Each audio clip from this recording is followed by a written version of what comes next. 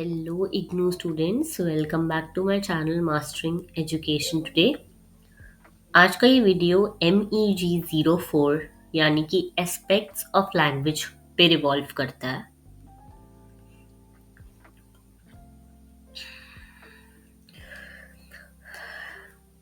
Hello IGNU students, welcome back to my channel mastering education today.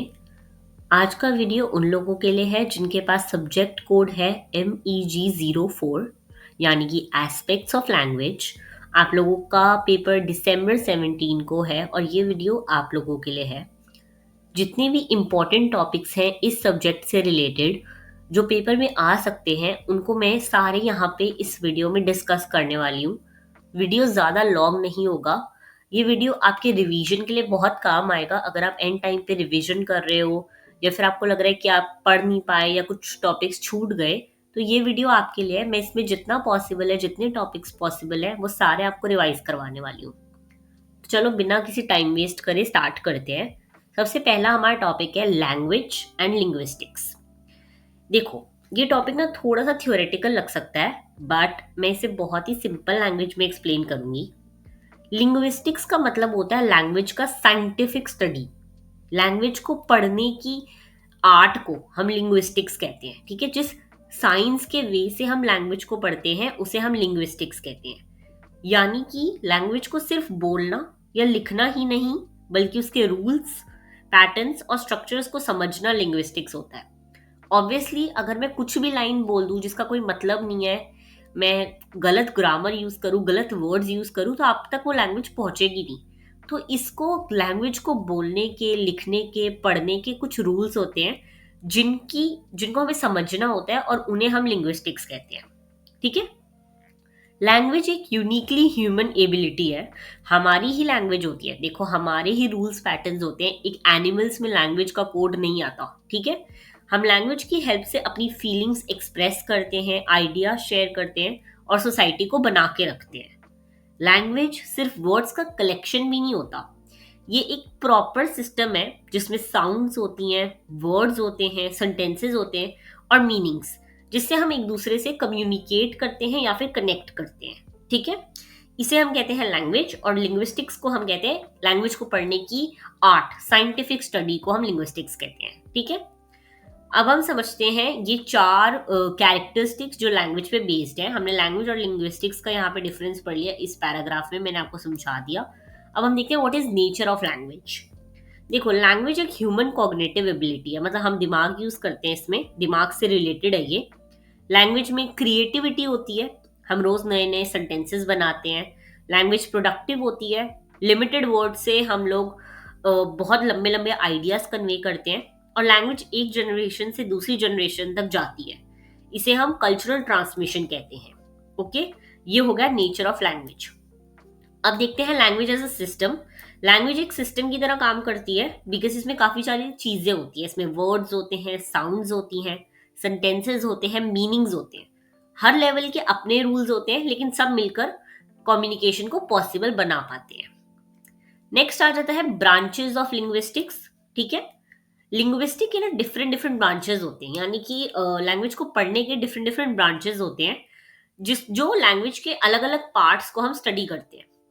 पहला आ जाता है, देखो, फोनेटिक्स। यहाँ पे मैं बता रही हूँ इन सब का मतलब ही क्या होता है। फोनेटिक्स होता है साउंड्स का स्टडी। ठीक है, साउंड्स को जब हम फिजिकली पढ़ते हैं उसको कहते हैं फोनेटिक्स। फोनोलॉजी यहाँ पे दे रखा है। फोनोलॉजी होता है साउंड्स लैंग्वेज में कैसे काम करते हैं। देखो, मैं अगर एक ही वर्ड को बोलती हूँ ओ, ठीक है, अगर मैं सरप्राइज हूँ तो मैं कहूंगी अरे। अगर मैं दुखी हूं तो मैं कहूंगी अरे, अरे यार, ऐसे करके। तो ये होता है फोनोलॉजी। ओके, फिर आता है मॉर्फोलॉजी। मॉर्फोलॉजी होता है वर्ड्स का स्ट्रक्चर कैसे फॉर्म होगा। सिंटेक्स होता है सेंटेंस का फॉर्मेशन। सिमेंटिक्स होता है इनका मीनिंग, किसी चीज का मीनिंग क्या बैठ रहा है। और प्रेगमेटिक्स होता है कंटेक्स्ट के अकॉर्डिंग क्या मीनिंग है। जैसा भी मैंने बताया, अरे का बहुत यूज हो सकता है। तो प्रेगमेटिक्स हो गया जब हम अरे का कंटेक्स्ट देखेंगे कि क्या बैठ रहा है। ठीक है, फिर आता है descriptive versus prescriptive. Descriptive linguistic देखते हैं कि लोग लैंग्वेज को एक्चुअली कैसे यूज करते हैं। इसमें कोई राइट या रॉन्ग नहीं होता। ओके, और प्रिस्क्रिप्टिव लिंग्विस्टिक्स बताते हैं कि लैंग्वेज कैसे यूज होनी चाहिए रूल्स के अकॉर्डिंग। तो डिस्क्रिप्टिव हो गया कि हम कैसे यूज करते हैं, और प्रिस्क्रिप्टिव हो गया कि कैसे यूज होनी चाहिए असली में। ओके, मैंने आपको लैंग्वेज और लिंग्विस्टिक्स का सब कुछ पढ़ा दिया। अब हम नेक्स्ट टॉपिक में मूव करते हैं, that is sounds of language, जो हमने यहाँ पे ऊपर पढ़ा फोनेटिक्स में।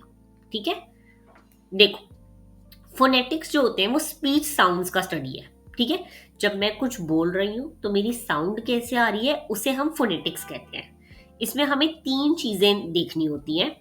सबसे पहला आता है साउंड्स कैसे प्रोड्यूस होती हैं, कैसे हम साउंड्स यूज करते हैं या फिर बनाते हैं। फिर आता है हवा में कैसे ट्रैवल करती हैं वही एक जगह से दूसरी जगह तक, और लिसनर उसे, जिसको मैं बात कर रही हूँ जैसे कि आप लोग उसे कैसे सुनते हो। ठीक है, इसमें जो है सबसे पहला हमारा टॉपिक जो हमें पढ़ना है that is speech production and articulation. जो हमने पढ़ा 3 हमने यहाँ पे वे पढ़े, हम वही समझने वाले हैं अब। ठीक है, पहला आता है स्पीच प्रोडक्शन एंड आर्टिकुलेशन। जब हम बोलते हैं तो बॉडी के बहुत सारे पार्ट्स काम करते हैं, यानी कि जैसे अभी मैं बोल रही हूँ तो मेरे लिप्स काम कर रहे हैं, टीथ, टंग, मेरा पैलेट यानी कि अ, मेरा माउथ का अपर पार्ट, ठीक है, वेलम और वोकल कॉर्ड्स, ये सारे हमारे एक साथ काम करते हैं जब हम बोलते हैं कुछ। कॉन्सोनेंट्स बोलते टाइम एयर फ्लो थोड़ा ब्लॉक होता है, ओके, यानी कि मेरी सांस थोड़ी रुकती है। लेकिन जब मैं वॉवल्स बोलती हूँ तब एयर फ्लो ओपन होता है, मैं बहुत आराम से बोल पाती हूँ। ठीक है, टंग की थोड़ी सी मूवमेंट भी साउंड चेंज कर सकती है, टंग से हमारी साउंड जो है वो डिफरेंट साउंड कर सकती है। ओके, नेक्स्ट हम पढ़ते हैं फोनेटिक रिप्रेजेंटेशन क्या होता है। देखो लिंग्विस्टिक्स में ना आईपीए होता है, यानी कि इंटरनेशनल फोनेटिक अल्फाबेट यूज होता है, जो हमारा इंटरनेशनल अल्फाबेटिक है, यानी कि ए बी सी डी ये सब। आईपीए में हर साउंड के लिए एक सिंबल होता है, जैसे ए का अ, बी का ब, सी का स, सी का क, ओके, ये सारे साउंड। तो स्पेलिंग अलग हो सकती है लेकिन साउंड जो है वो सेम रहता है। ओके, इससे प्रोनाउंसिएशन क्लियरली समझ आता है कि सामने वाला इंसान बोल क्या रहा है। वो हमें जब साउंड्स पता होगी तभी तो हमें समझ आएगा कि सामने वाला बोलने की क्या कोशिश कर रहा है। ओके, अब हम देखते हैं प्रोसोडिक फीचर्स। लैंग्वेज लिंग्विस्टिक्स के प्रोसोडिक फीचर्स क्या होते हैं। यहाँ पे हमने फोनेटिक्स पढ़ रहे हैं, फोनेटिक्स में साउंड्स ऑफ लैंग्वेज होते हैं, उसमें प्रोसोडिक फीचर्स क्या होते हैं। देखो प्रोसोडिक फीचर्स में ना 2 चीजें आती हैं, एक तो स्ट्रेस और एक इंटोनेशन। स्ट्रेस होता है कि कौन से सेलेबल पर हम ज्यादा स्ट्रांग बोल रहे हैं। जैसे मैंने अभी बोला मैंने कौन से पे बहुत ज्यादा जोर दिया, तो ये हो गया स्ट्रेस। और एक होता है इंटोनेशन, आवाज का ऊपर नीचे जाना। पहले मैं बहुत धीरे से स्टार्ट करती हूँ, फिर मेरी आवाज जो है वो धीरे धीरे ऊपर चली जाती है। ये इमोशन, क्वेश्चन, एक्साइटमेंट, ये सब शो करता है। अभी मैं एंड तक आते आते बहुत तेज बोलने लग जाती हूँ, बहुत आवाज ऊपर चली जाती है, बिकॉज मेरे को बहुत ज्यादा एक्साइटमेंट हो जाता है समझाते हुए चीजें। ओके, ये हमने पढ़ लिया फोनेटिक्स क्या होते हैं, फोनेटिक्स के हमने कुछ फीचर्स पढ़ लिए। नेक्स्ट हम देखते हैं टॉपिक दैट इज फोनोलॉजी। देखो हमने पहले ही पढ़ा फोनोलॉजी क्या होता है। फोनोलॉजी देखता है कि साउंड्स लैंग्वेज के सिस्टम में कैसे काम करते हैं। जब मैं कुछ बोल रही हूँ तो मैं कैसे साउंड्स यूज कर रही हूँ कम्युनिकेट करने के लिए, उसे हम फोनोलॉजी कहते हैं। इसमें आपको चीजों का ये सब पता होना चाहिए डिफरेंस, बिकॉज ये पेपर में पूछ सकते हैं, फोनीम्स एंड एलोफोन्स। देखो फोनीम जो होते हैं वो स्मॉलेस्ट साउंड यूनिट होता है जो मीनिंग चेंज कर देता है। जैसे अगर मैं कोई राइमिंग वर्ड्स बोलूँ, पैट, बैट, रैट, ये हो गए फोनीम्स। ठीक है, जो एक ही साउंड देखो चेंज हो रहा है, एट एट तो सब में सेम है, लेकिन पहला वाला साउंड चेंज हो रहा है तो हमारा मीनिंग ही चेंज हो जाता है। ओके, और एलोफोन्स जो होते हैं वो सेम फिनोमिना के डिफरेंट फॉर्म्स होते हैं जो मीनिंग चेंज नहीं करते, जैसे कि पिन, स्पिन।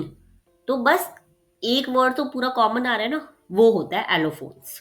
ठीक है, मिनिमल पेयर्स की अगर हम बात करें, मिनिमल पेयर वो वर्ड्स होते हैं जिसमें सिर्फ एक साउंड का डिफरेंस होता है, एक ही साउंड का। जैसे कि देखो शिप, सिप, सिर्फ एक साउंड चेंज हो रही है बीच की, दैट इज बैट, कैट, ये सारे, इन्हें कहते हैं मिनिमल पेयर्स। ये फोनीम्स आइडेंटिफाई करने में हेल्प करते हैं कि क्या फोनीम है और क्या एलोफोन्स है। ओके, सैलिबल स्ट्रक्चर देखें अगर हम, सैलिबल के 3 पार्ट्स होते हैं, ऑनसेट, न्यूक्लियस एंड कोडा। ठीक है, 3 पार्ट्स होते हैं किसी भी सैलिबल के। हर लैंग्वेज के सैलिबल के रूल्स अलग अलग होते हैं। ओके, अब हम आते हैं सुप्रा सेगमेंटल फीचर्स, यानी कि इसमें 3 चीजें आती हैं, टोन, स्ट्रेस और लेंथ। पहले हमने 2 चीजें पढ़ी थी, stress and intonation. Suprasegmental features में 3 चीजें आएंगी, टोन, स्ट्रेस और लेंथ।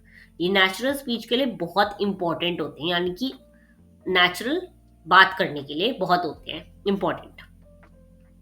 नेक्स्ट अब हम देखते हैं word formation, that is morphology, words का बनाना। मॉर्फोलॉजी वर्ड्स के इंटरनल स्ट्रक्चर का स्टडी है, यानी कि जब मैं कोई वर्ड लिख रही हूँ, बोल रही हूँ, तो उसका क्या मतलब बन रहा है, वो होता है मॉर्फोलॉजी। ठीक है। मॉर्फीम्स एंड टाइप्स काफी इंपॉर्टेंट टॉपिक है, इस पे क्वेश्चन आ रखा है पहले भी, तो ये करके जाना। देखो, मॉर्फीम होता है स्मॉलेस्ट मीनिंगफुल यूनिट होता है ये। ठीक है। यानी कि एक किसी भी लैंग्वेज का एक छोटा सा पार्ट, जो कोई छोटा सा उसका वर्ड जो है, छोटा सा लैंग्वेज में जो हमारा अल्फाबेट यूज हो रहा है, उससे वर्ड क्या बन रहा है, वो होता है मॉर्फीम। इसमें 2 तरह के आ जाते हैं, free morpheme and bound morpheme. Free morpheme होते हैं अकेला वर्ड बन सकता है कोई भी। ठीक है। यानी कि जैसे कि हम देख सकते हैं फ्री मॉर्फीम में सो किसी भी एक चीज से जो बनता है। ओके। बाउंड मॉर्फीम होती है किसी और वर्ड के साथ लगता है, जैसे कि देखो, सन अलग वर्ड है, सेट अलग वर्ड है, लेकिन जब मैं इनको जोड़ देती हूँ बाउंड मॉर्फीम बनेगा ये सनसेट। ओके। किसी और वर्ड के साथ जुड़कर नया वर्ड बन जाना। ठीक है। अब अगर मैं एक वर्ड देखूं, अनब्रेकेबल, इसमें 3 चीजें हैं, अन अलग है, ब्रेक अलग है, एबल अलग है, तो अलग अलग ही फ्री मॉर्फीम है। जब तीनों को साथ जोड़ देती हूँ तो ये बाउंड मॉर्फीम बन जाता है। ओके। नेक्स्ट हम देखते हैं inflection and derivation. Inflection grammatical information देता है, जैसे टेंस और नंबर जो हमने पढ़ा हुआ, टेंसेस वगैरह का स्टडी हम इन्फ्लेक्शन बोलते हैं। और डेरिवेशन न्यू वर्ड बनाता है और वर्ड क्लास चेंज कर देता है। जब हम सुपरलेटिव्स की बात करते हैं वो डेरिवेशन होता है, जैसे कि हैप्पी, हैप्पीनेस, हैप्पीएस्ट, ये होता है डेरिवेशन। नेक्स्ट आता है कंपाउंडिंग। कंपाउंडिंग में 2 फ्री मॉर्फीम्स मिलकर एक नया वर्ड बनाते हैं, जो हमने बात करी थी, जैसे कि ब्लैक बोर्ड हो गया, ग्रीन हाउस हो गया, सनसेट हो गया। 2 वर्ड्स मिलकर एक वर्ड बना रहे हैं। ओके। अब हम पढ़ते हैं अफिक्सेशन प्रोसेसेस। अफिक्सेशन प्रोसेसेस, अफिक्सेस के टाइप्स होते हैं, हमने पढ़े हुए हैं टाइप्स, बहुत बार आप लोगों ने पढ़े होंगे, प्रीफिक्स, सफिक्स, इनफिक्स, सरकमफिक्स, ये सारे यहाँ पे दे रखे हैं, मैं समझा देती हूँ। देखो, प्रीफिक्स होता है वर्ड के पहले जो लगेगा एक वर्ड। ठीक है। सफिक्स होता है जो वर्ड के बाद लगेगा। इनफिक्स होता है वर्ड के बीच में लगना। ओके। और सरकमफिक्स होता है वर्ड के अराउंड, यानी कि आस पास कुछ लगना। ओके। इसमें हम ये सब पढ़ लिया। रूट बेस क्या होता है, रूट बेस जो होता है, यानी कि पहला बिल्कुल रूट का वर्ड जो होता है, मेन वर्ड, वो होता है कोर मीनिंग। अगर हम अफिक्स ऐड कर रहे हैं तो हम एक बाउंड मॉर्फीम बना रहे हैं, उसे 2 चीजें ऐड करके, इससे हमारा नया वर्ड बनता है, ठीक, जिसका मीनिंग चेंज हो जाता है कंप्लीटली। सन अलग था, सेट अलग था, दोनों का मीनिंग अलग है, लेकिन जब ये सन सेट बना, इसमें अफिक्स ऐड हुआ, तो फिर एक नया वर्ड बन गया। ओके। इजी था। अभी तक जितने भी टॉपिक समझाए हैं, प्लीज उनको अच्छे से समझना, पेपर में आ सकते हैं। नेक्स्ट है सेंटेंस स्ट्रक्चर, यानी कि सिंटेक्स इसको कहते हैं। सिंटेक्स देखता है कि वर्ड्स मिलकर सेंटेंस कैसे बनाते हैं। ठीक है। बहुत सारे वर्ड्स यूज करके हम एक जो सेंटेंस बनाते हैं उसे हम सिंटेक्स कहते हैं। इसमें काफी सारी चीजें यूज होती है, वर्ड्स यूज होते हैं। ठीक है। वर्ड्स क्या होते हैं, बेसिक यूनिट्स होते हैं। फ्रेजेस यूज होते हैं, फ्रेजेस वर्ड्स का ग्रुप होता है। क्लॉजेस, क्लॉजेस सब्जेक्ट और प्रेडिकेट रखते हैं। ओके। कि सब क्या चीज पहले आएगी, क्या चीज बाद में आएगी। और सेंटेंस कंप्लीट हमारा एक आइडिया देते हैं चीजों का मीनिंग बनाने का। ओके। नेक्स्ट हम देखते हैं सेंटेंस पैटर्न्स क्या होते हैं। देखो, इंग्लिश लैंग्वेज का ना बेसिक ऑर्डर होता है, यानी कि जब हम एक सेंटेंस बनाते हैं तो 3 चीजें फॉलो करनी होती हैं। पहले आएगा सब्जेक्ट, फिर आएगा वर्ब, फिर आएगा ऑब्जेक्ट, यानी कि the student reads the book. Subject हो गया द स्टूडेंट, जिसपे कुछ काम हो रहा है। रीड्स हो गया वर्ब, ओके, कि वो एक्शन क्या कर रहा है। और द बुक हो गया ऑब्जेक्ट, जिसपे एक्शन हो रहा है। ओके। ये होता है subject, verb, object. Okay. Next है ट्रांसफॉर्मेशनल ग्रामर। देखो, ये ना नोम चॉम्स्की ने दिया था हमें, ये नाम याद रखना बहुत जरूरी है, नोआम चॉम्स्की। इस पे आ सकता है क्वेश्चन, किसने दिया था ये ट्रांसफॉर्मेशनल ग्रामर। इसमें डीप स्ट्रक्चर और सरफेस स्ट्रक्चर का कंसेप्ट होता है, यानी कि एक सेंटेंस को हम जब ऊपर से पढ़ते हैं, जल्दी जल्दी में पढ़ते हैं, तो उसका मीनिंग कुछ और हो सकता है, लेकिन उसका अंडरलाइन मीनिंग अगर हम ढंग से पढ़ें चीजें तो अंडरलाइन मीनिंग क्या है, मीनिंग सेम होता है, लेकिन सेंटेंस का फॉर्म जो है वो चेंज हो सकता है। सेंटेंस को हम डिफरेंट वे से जो है लिख सकते हैं। ओके, जैसे कि यहाँ पे दे रखा है the cat chase the mouse, cat ने माउस को पकड़ा। फिर है the mouse was chased by the cat. जो ये एक्टिव पैसिव हमने पढ़ी हुई चीजें, एक्टिव पैसिव बहुत बार हमने करा है पेपरों में, उसे हम कहते हैं ट्रांसफॉर्मेशनल ग्रामर। ओके, फिर आता है मीनिंग इन लैंग्वेज, यानी कि सीमेंटिक्स। सीमेंटिक्स मीनिंग को स्टडी करते हैं कि एक सेंटेंस का मीनिंग क्या बन रहा है। ओके, इसमें हमारी काफी सारी चीजें आ जाती है। पहला है हमारा एम्बिग्विटी एंड पॉलीसेमी, पढ़ लेते हैं हम, ये इजी है क्योंकि देखो एम्बिग्विटी में सेंटेंस के मल्टीपल मीनिंग हो सकते हैं, एक ही सेंटेंस को हम डिफरेंट डिफरेंट वे से देख सकते हैं। और पॉलीसेमी में एक वर्ड के मल्टीपल रिलेटेड मीनिंग होते हैं। ओके, एक ही वर्ड के काफी सारे मीनिंग्स और हो सकते हैं। ओके, अब हम पढ़ते हैं सेंस एंड रेफरेंस क्या होता है। सेंस होता है जो मीनिंग होता है चीजों का, रेफरेंस होता है रियल वर्ल्ड ऑब्जेक्ट, किसी चीज को रेफर करके किसी चीज को समझाना। ओके, बाकी सिनोनियम हमने पढ़ रखे हैं, एंटोनियम, हाइपोनियम, ये बहुत इजी होती है। सिनोनियम वो वर्ड जिनके सिमिलर मीनिंग्स होते हैं, एंटोनियम जिनके ऑपोजिट मीनिंग होते हैं, और हाइपोनियम जिनकी हायरार्किकल रिलेशनशिप होता है, यानी कि एक बड़ी चीज उससे नीचे, उससे नीचे, उससे नीचे, इसे कहते हैं हाइपोनियम। ओके, अब हम पढ़ते हैं लैंग्वेज इन यूज, यानी कि प्रेगमेटिक्स। देखो प्रेगमेटिक्स ना कंटेक्स्ट के अकॉर्डिंग मीनिंग समझता है, यानी कि किस वे में किस जगह पे वो बात बोली गई है उसके अकॉर्डिंग लैंग्वेज को समझना जो है प्रेगमेटिक्स कहलाता है। प्रेगमेटिक्स में पहले आ जाता है context and meaning. Same sentence अलग सिचुएशन में अलग मीनिंग दे सकता है। ओके, जैसे मैंने अभी बताया था आपको कि एक अगर मैं वर्ड का भी बोलूं अरे का, तो उसका मीनिंग जो है डिफरेंट डिफरेंट हो सकता है। ओके, स्पीच एक्ट्स दिया किसने, जेएल ऑस्टिन, ये नाम याद रखना। ओके, स्पीच एक्ट्स, स्पीच सिर्फ बोलना नहीं होता, एक्शन भी होता है। जैसे अगर मैं किसी से कुछ वादा कर रही हूँ, प्रॉमिस कर रही हूँ, तो मैं हाथ मिलाऊंगी, तो वो हमारा एक कम्युनिकेट करने का, एक कॉन्टेक्स्ट में चीजें समझने का होता है। जब भी मैं वादा करूंगी तो मैं हाथ मिलाऊंगी, जब मैं सॉरी बोलूंगी तो मैं ईयर्स को हाथ लगाऊंगी, ये होते हैं स्पीच एक्ट्स। ओके, फिर आता है देखो प्री सपोजिशन। ये क्या होता है, प्री सपोजिशन होता है पहले से हमारी अज्यूम्ड इन्फॉर्मेशन, उसको हम प्री सपोजिशन कहते हैं। इसमें आपको एक और ये वर्ड होना चाहिए, इम्प्लीकेशन और प्री सपोजिशन ऑपोजिट होते हैं एक दूसरे के।